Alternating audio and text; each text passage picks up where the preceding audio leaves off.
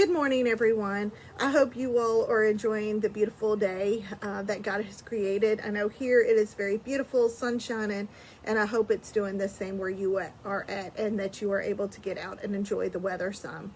Today's devotional is coming from a show that my family was just flipping through channels, and the show came on, and I only saw a little clip, but the moment that I saw it, I knew that I had to do a devotional on it. In it, it was one of the singing shows where people are auditioning to continue on to have a winner. And one of the girls started singing, and the guy immediately stopped her, and she started to get in tears like she had done really bad. And he's like, no, I want you to do a different song. Do you know this song? And she said, yes. And he's like, I want you to sing it. And she went from being like stiff in the first song and just very perfect in what she was trying to do, but not emotional because she was trying so hard to be perfect in it, that the second time she did it, she just put her heart and soul into it and just got emotional with the song, into the song and stuff. And in the end, she had gotten a standing ovation and was able to continue on to the next round. And after the standing ovation, the guy who had stopped her said that the reason why I stopped you is because you were too perfect, try to be too perfect with the song. You were trying to be to go by exactly what you had rehearsed, to the point where your talent wasn't showing through. And he's like, when I gave you the new song, he's like, it wasn't rehearsed, it wasn't perfected or anything, but you gave your whole heart and soul into it, and that is the reason why you got a standing ovation.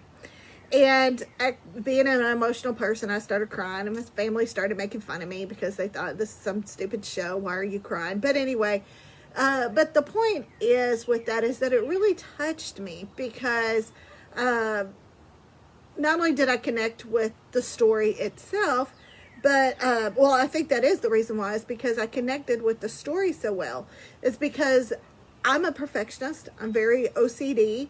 I like everything to have its place. I like for everything that I do to be perfect. It shows through on my grades at school. I want the highest grades at school. I want the best evaluations on job evaluations. I want to get the compliments at work because I did such a good job. Very much an overachiever. But those are just things that I enjoy because I don't like to make mistakes, and I don't like to do things that wouldn't be perfect. That's just the way I am. I've always been that way, and it's been a struggle for me. And of course, having kids and stuff, it becomes harder to have that perfection because things are always messing up. Things are always going to be a mess and everything. And during this time of isolation, it's become even harder for me because so much is out of my control. Can't keep the house clean. Even being home all the time, it's still a struggle to keep the house clean with everybody being home, most everybody being home all the time, and just living life, and everything's not in its perfect place, and it can't have the floors clean and the everything put in place. And I find myself in trying to do my job when we're depending more on technology instead of in-person meetings and stuff, and when technology doesn't go as planned, and it can be very overwhelming and frustrating, especially to anybody, but especially to somebody who is a perfectionist and tries to rehearse something and try to get it exactly just right. And an example of that even was last night when I was trying to do an assignment for school, and the teacher gave shortened the time limit in order to take a test, which was fine. I got it done in time. There was no issues. But then we had to do an assessment which covered the whole entire semester of questions, and there was no notice or anything. It was more or less just like a pop quiz, and it was very frustrating for me because I'm like, I had so much time to be prepared. I was done with school a month ago, just waiting on this one last test, and that I was completely prepared for. And then you want to put a tailspin. There was nothing about a test for a whole semester. And it only gave 15 minutes to do the whole entire test for a semester without any warning, without anything. And my whole perfectionist just went, I just started spinning out of control. I was like, this is crazy. I can't do something for a whole semester in 15 minutes without even being prepared, without even, I guess she just wanted us to recall the information. But it went to show my OCD again, my need for that perfection, my need for being in control, that need to be perfect somehow. But many times in life, we fail to be perfect. We can't obtain that perfection. And it's not because of because in and of ourselves, we can't do it, but that's just the way that we were made. That's the way God made us. He made us not to be perfect. He made us, the only one that is perfect is God. And it made me go back to the scripture in 2 Corinthians chapter 12 and verse 9. And it says, my grace is sufficient for thee. My strength is made perfect in weakness. Most gladly, therefore, I would rather glory in my infirmities, that the power of Christ may rest upon me. And I love that scripture because not only does it say my grace is sufficient for you and that my strength is made perfect, but it says that I would rather glory in my infirmities so that the power of Christ may rest upon me. I don't like to admit my weakness. I'm one of those that likes to put forth my best at all times and to be able to present, this is what I can do, and this is and not as a boastful way, but it's just because of my perfectionist. I like to put that forth. But we can't,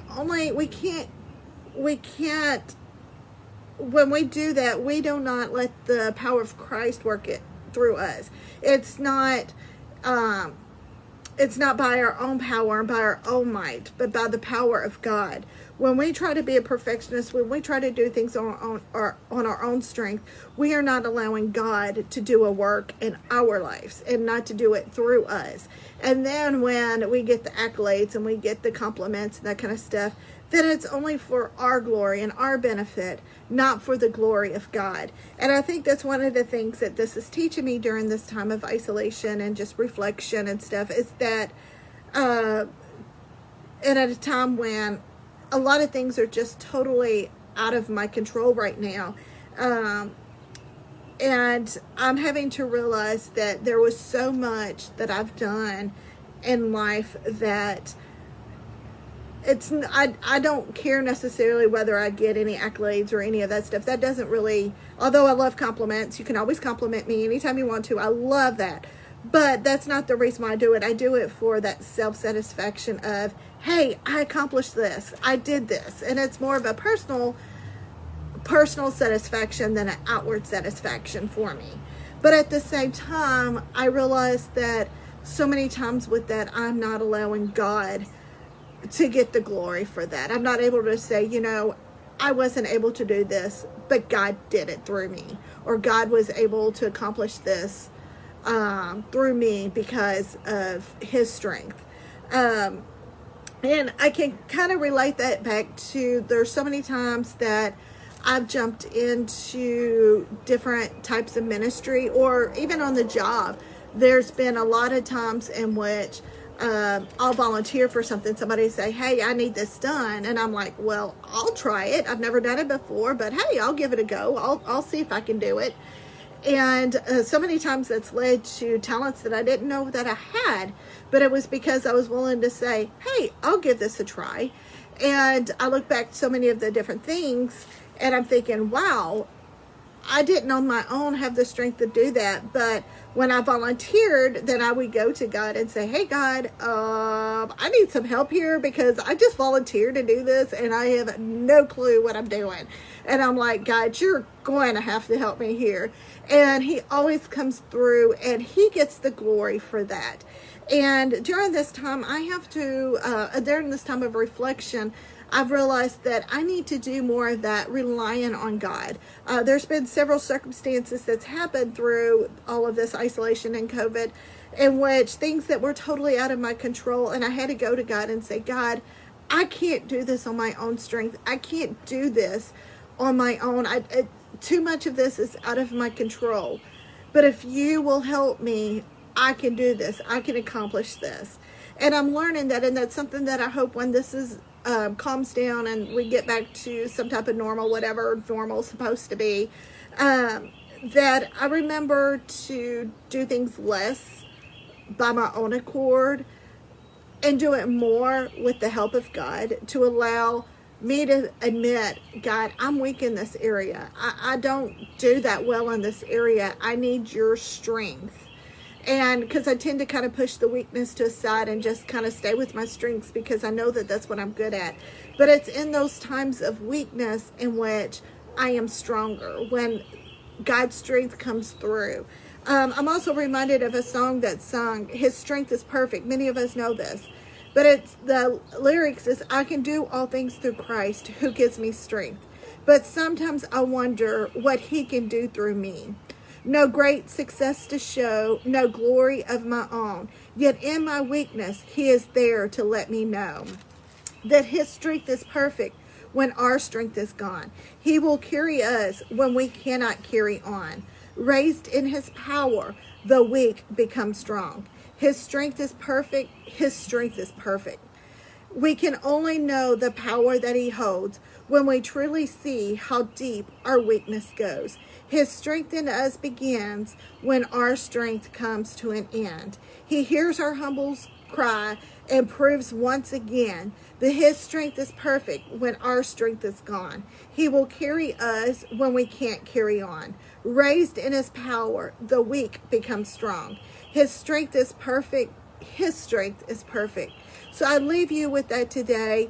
God's strength is perfect. And when we can't carry on, He will raise us in His power. And our weakness becomes strong because His strength is perfect. Hope you all have a great day today, and we will talk again soon.